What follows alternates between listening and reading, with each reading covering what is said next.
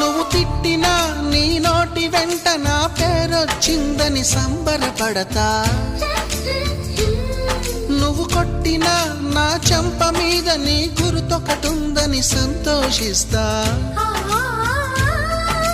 మనసు పువ్వును అందించాను, కొప్పులో నిలుపుకుంటావో, కాలి కింద నలిపేస్తావో.